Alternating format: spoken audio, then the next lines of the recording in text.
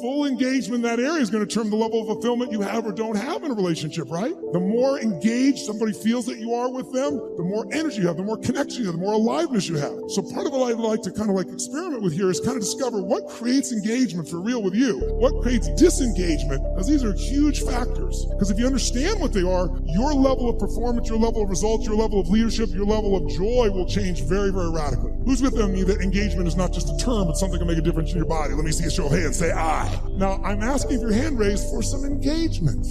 Because here's what research shows. If you listen to me passively as I'm talking here, guess what? Within a month, you just listen, sit passively. Most of you are doing it. There's nothing wrong with it. It's what you've been doing your whole life, what you've been taught to do. You'll remember about 10% of what I say 2 months from now, which basically means you wasted your time today and I wasted mine. 10%. How many came here because you want to learn something, do something, change something, make something stronger or better? Say I.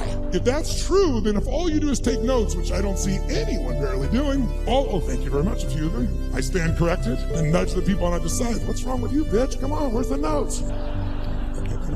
Right? Because I don't know anybody who's got that great a memory. In my entire life, I've kept journals. Because here's what I learned early on. Writing it down, if I never look back and read it again, the physical act of writing it down drives the groove deeper. Repetition is the mother of skill. You look at anyone who's masterful. Why are they masterful? Why can LeBron James do what he can do? Because he's done it a few million times, right? You know, Kobe will go out and make 300 shots before he will leave that floor every day. 300 shots. The same freaking activity. Most people in tech world, I heard that story, I know that thing, yeah.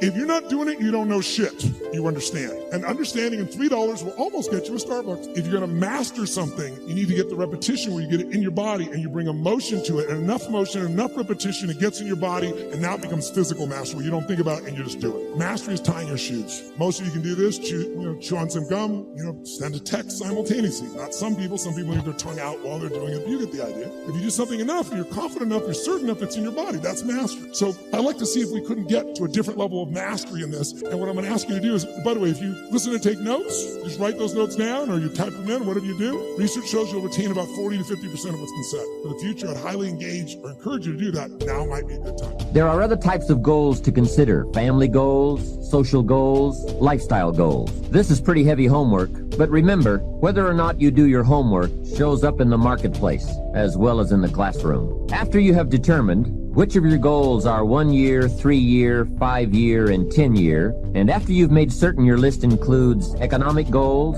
things, and personal development goals, I want you to go back to this list again. Now pick out the 4 most important 1-year goals, the 4 most important 3-year goals, the 4 most important 5-year goals, and the 4 most important 10-year goals. Those 16 goals will give you plenty of work for now. Get out some more paper, and in a brief paragraph, describe each goal. How high, how long, how much, what size, what model, what color, for example. Also describe why it is important to you. This is a process where you either talk yourself into it or talk yourself out of it, which is good. When you're unclear as to why something is important, usually you put only half-hearted effort into it. What you want is a powerful motivator, but the reason why you want it is an even more powerful motivator. It has greater pull. Has there ever been anybody in your life who made you feel special like that? Like when you were a little boy or a little girl, maybe it was your grandmother, your mom, your dad, a school teacher, a coach. Is there somebody in your life, they just kind of knew there was something about you? How many of you have that person? You can just picture them. I don't care who it was.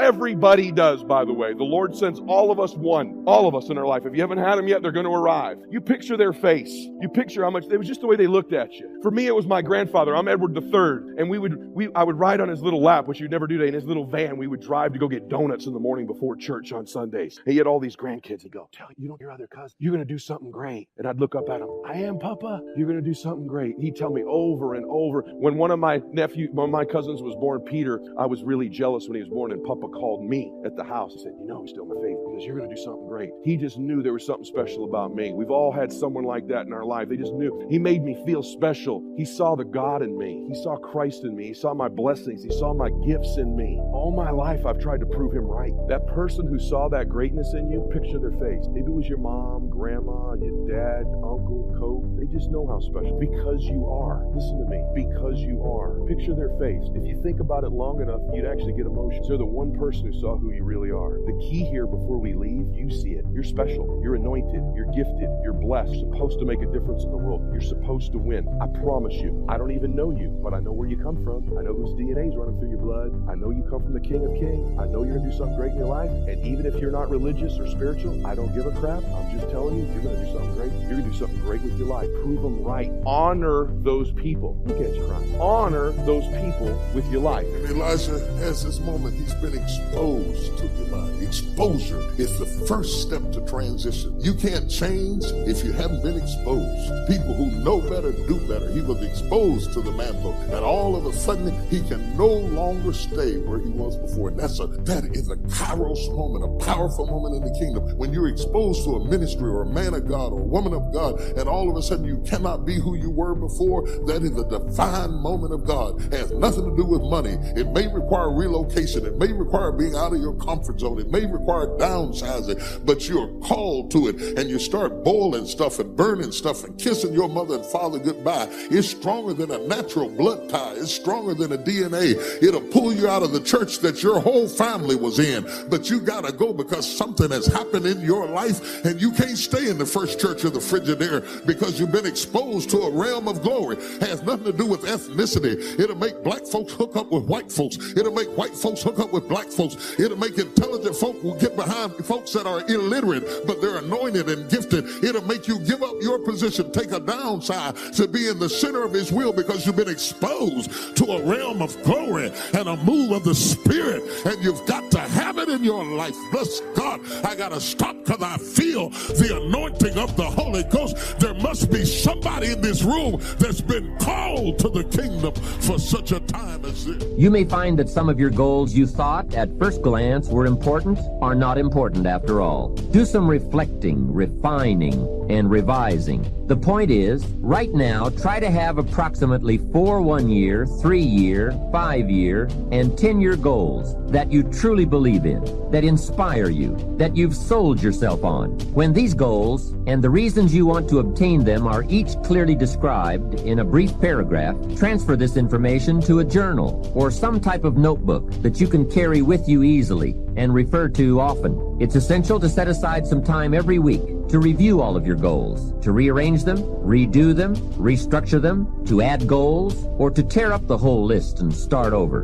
Goal setting is not something you do just once. It's a continual process. Also, you must constantly check your progress toward your goals. You don't want to fall too far behind on, or worse, lose sight of, your important goals. Now, just as important as your long-range goals are your short-range goals. Your goals for tomorrow, next week, next month, 6 months from now. These are goals you can accomplish within the next year, the immediate future. We call these goals confidence builders. When you work hard, burn the midnight oil, and accomplish these little things, it builds your confidence to go for your long-range goals. Write down in your notebook or journal all the little things you would like to have or accomplish in the next year. How you set up this list is up to you. You might want to break it down by week or by month. Set it up in whatever way works well for you. Part of the fun of having a list is being able to check off something as obtained or completed. Every week, try to check off at least one thing on your list of short-term goals. And when you are able to check off something major, something on your list of long-range goals, celebrate. Make winning joyful. Congratulate yourself. It is very important to celebrate progress. We grow from 2 experiences. One is the joy of winning, and the other is the pain of losing. Here's what that also means. Make losing painful. Put it on yourself. If you set something up, fooled around,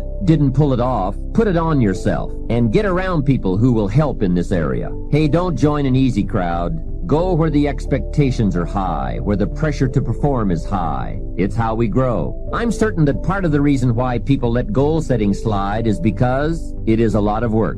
As I said, you'll be constantly revising your lists of short-range and long-range goals, rearranging them, refining them, redesigning them, establishing different priorities, adding new goals, perhaps deleting others. It's interesting that so many people work hard on their jobs, but they don't work hard on their futures. They let that slide. Some people live such mediocre lives that at the end of the day, they don't know whether they're winning or losing. They just go through life with their fingers crossed.